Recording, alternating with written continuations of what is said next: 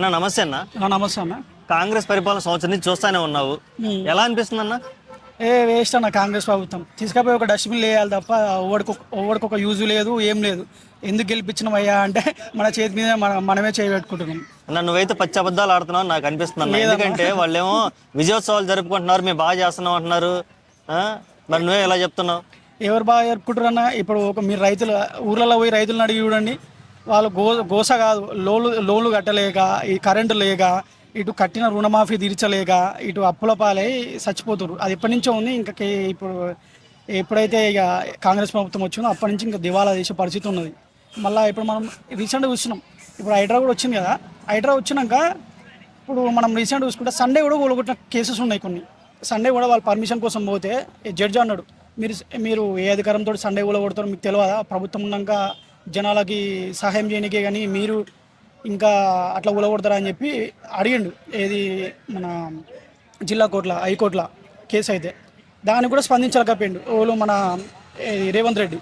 అట్లాగే మనకు వచ్చేసి ఇది కౌలు రైతులు ఉన్నారు కదా, చిన్న చిన్న రైతులు, వాళ్ళకు కూడా ఏంటంటే పైసలు సరిగ్గా రావట్లేదు అకౌంట్లో. ఈ దగ్గర 6 నెలల నుంచి చూసుకుంటే రుణమాఫీ అనేది లేదు. మళ్ళీ ఇంకోటి కళ్యాణ లక్ష్మి పథకం లేదు, అది తీసేసిండు. మళ్ళీ ఏంటిది, మళ్ళీ రీసెంట్గా చిన్న మన బళ్ళు ఉండేటి ఏది కేసీఆర్ ప్రభుత్వం ఉన్నప్పుడు అంగన్వాళ్ళకి జీతాలు లేవు సరిగ్గా. అట్లాంటి స్కూలే నడుస్తారు ప్రజెంట్. ఏమన్నా అంటే ఇక ఉన్న బళ్ళే తీసేస్తారు, ఒకరు ఇద్దరు నడుస్తున్నారు. అసలు ఫెసిలిటీలు లేవు సరిగ్గా. మళ్ళీ ఇంకోటి ఇంకా చిన్న మారుమూల పల్లెటూరులో పోతే అక్కడ అసలు డెవలప్మెంట్ అనేది లేదు, ఇంకా తగ్గిపోతుంది. ఉన్న డెవలప్మెంట్ కాస్త తగ్గిపోతుంది. ఇప్పుడు ఉచిత బస్సు పెట్టారు కదన్న మహిళలకి, ఎలా అనిపించింది అన్న నీకు అసలుకి? అదైతే వేస్ట్ అన్న. తీసేసింది కరెక్ట్ నన్ను అడిగితే. ఇప్పుడు అట్లా అంటే మనము ఓటేసినాం మొగోళ్ళం, ఆడవాళ్ళు ఓటేసారు. ఇచ్చేది ఉంటే మరి అందరికీ ఇవ్వాలిగా ఫ్రీ. అంటే వాళ్ళు స్పెషల్ ఏమన్నా అంటే ఎంతవరకు ఇవ్వాలి అంతవరకే ఇవ్వాలి. వాళ్ళకి ఫ్రీ ఇచ్చి మనం ఫ్రీ అయిపోతే ఇప్పుడు ఏమవుతుందంటే, ఇప్పుడు ఆల్రెడీ ఇంతకుముందు కేసీఆర్ ట్రాన్స్పోర్ట్లో ఉన్నప్పుడు మినిస్టర్గా వేసిండు, ఏది రవాణా శాఖగా. ఎప్పుడైతే టీడీపీ ఉందో అప్పటి నుంచి చూసుకున్నట్టయితే కేసీఆర్ తెలుసు ఎందుకు కేసీఆర్ ఫ్రీ పెట్టాలంటే పెట్టకపోవా.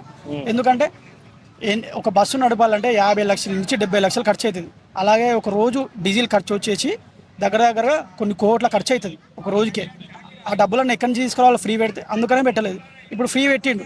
ఇప్పుడు సగం మందే పోతారు బస్కి, సగం మంది టికెట్ పెట్టే పోవాలి. ఏది మనం పోతే నడిచే బస్సులు. వాళ్ళకి జీతాలు ఎక్కడి నుంచి ఇవ్వాలి, కొత్త వాళ్ళకి బదిలీ ఎక్కడి నుంచి ఇవ్వాలి, ఆ డబ్బులు ఎక్కడి నుంచి ఇవ్వాలి, వాళ్ళకి పింఛన్ ఎక్కడి నుంచి రావాలి. ఇప్పుడు మొత్తం ఎట్లుందంటే అతల కుదలం అయిపోయింది పరిస్థితి. ఊళ్ళ పండి పోతే అసలు మనకు సీటు కాదు, కనీసం కొట్లాడలే. వాళ్ళు కొట్లాడుకున్నాడే అవుతుంది, ఆడవాళ్ళు ఆడలే. ఓకే, మరి ఈ సంవత్సరానికి ఎలా మీరు డేలా పడిపోతే ఇంకా 4 ఏళ్ళ పరిపాలన దాన్ని ఎలా ఎక్స్పెక్ట్ చేస్తున్నారు మీరు అసలు? ఇక తొందరలోనే వస్తుంది అన్న, మనకి మంచి రోజులు వస్తాయి. మళ్ళీ కేసీఆర్ కంబ్యాక్ అవుతాడు.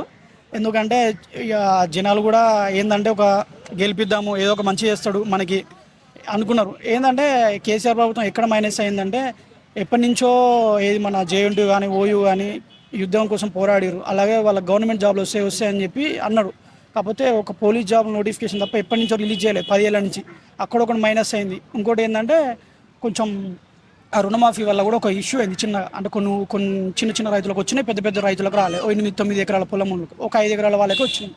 అదొకటి మైనస్ అయింది. అక్కడ ఇక వేరే ప్రభుత్వాన్ని గెలిపిస్తే మనకు మంచి అవుతుందేమో అనుకున్నారు. కానీ ఇప్పుడు చాలామందికి అసలు చనిపోయే పరిస్థితి ఉన్నది. ఓకే థ్యాంక్ యూ అన్న.